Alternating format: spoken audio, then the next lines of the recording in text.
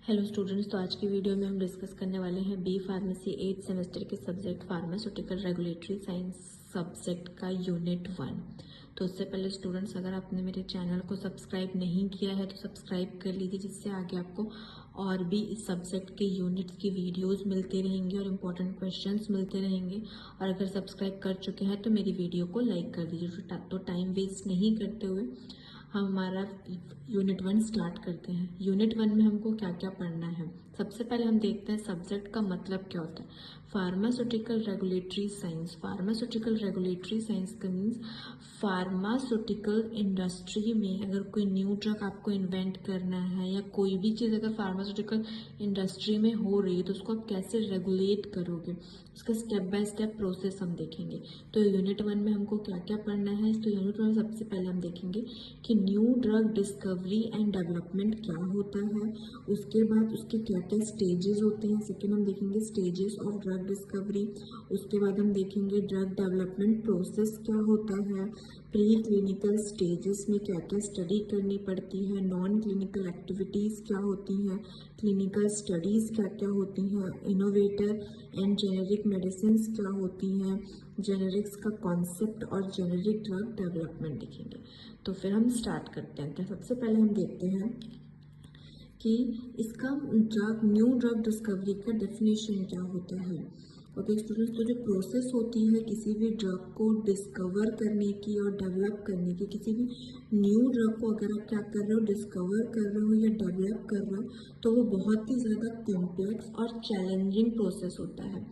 क्यों? क्योंकि एकदम से अगर आप कोई भी मॉलिक्यूल लेके अगर आप किसी भी ड्रग को डेवलप कर रहे हो तो वो एकदम इजी नहीं होता है। मीन्स कभी कभी सक्सेस होता है, कभी कभी सक्सेस नहीं होता है। क्यों?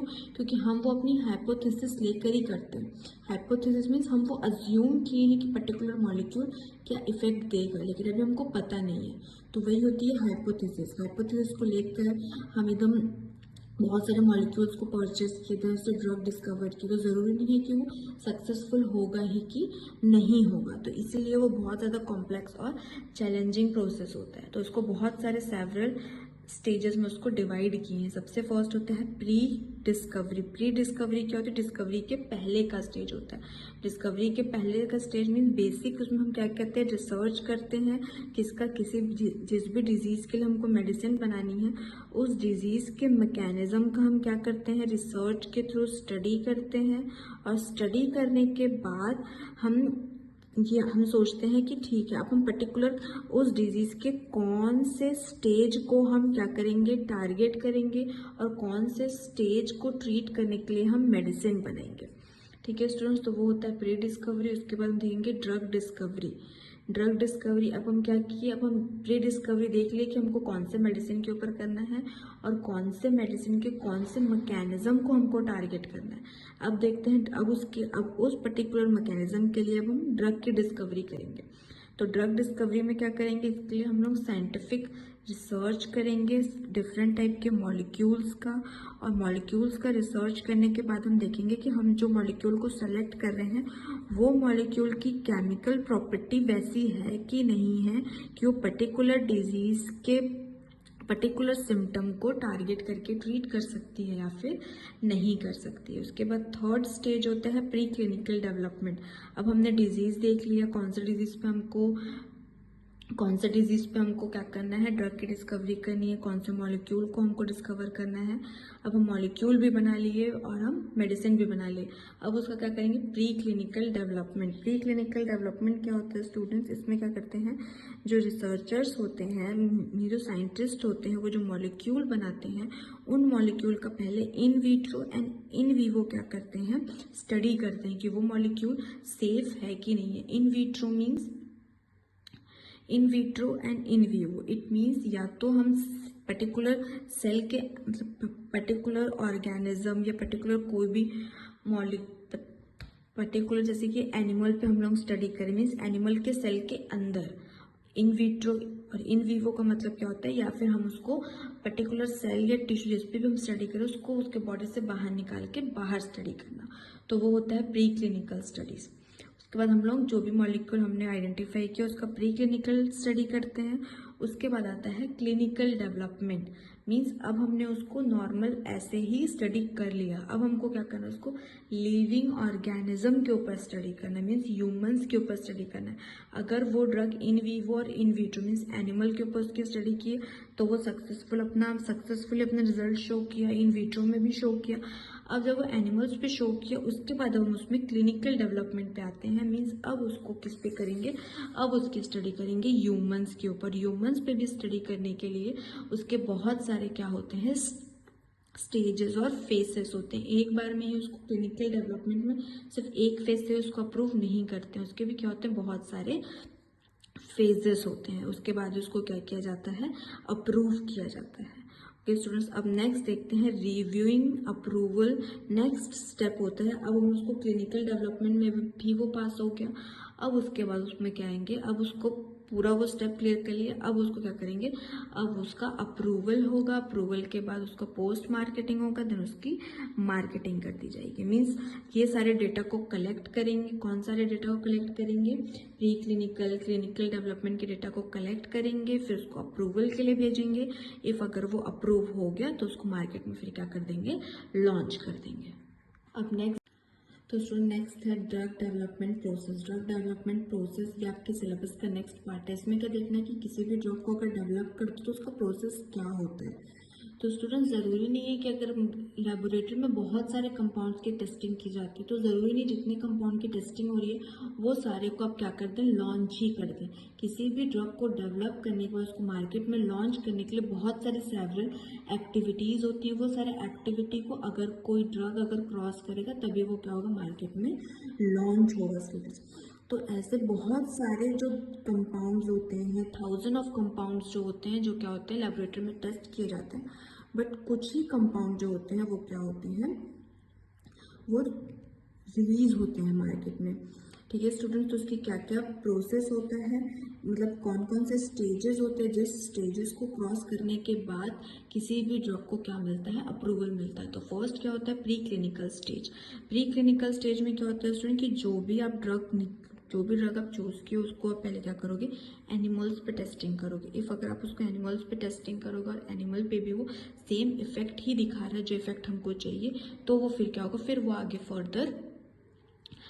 फर्दर स्टेज के टेस्ट के लिए वो क्या होगा, वो अलाउ किया जाएगा वो ड्रग को। तो इसमें आप क्या देखेंगे कि इस स्टेज में जो भी इनोवेटर है, साइंटिस्ट है, वो क्या कर रहा है, वो देख रहा है कि जो भी ड्रग है उसका टॉक्सिक इफेक्ट क्या आ रहा है, या जो वो थेरापेटिक इफेक्ट सोचा था वो थेरापेटिक इफेक्ट आ रहा है कि नहीं आ रहा है।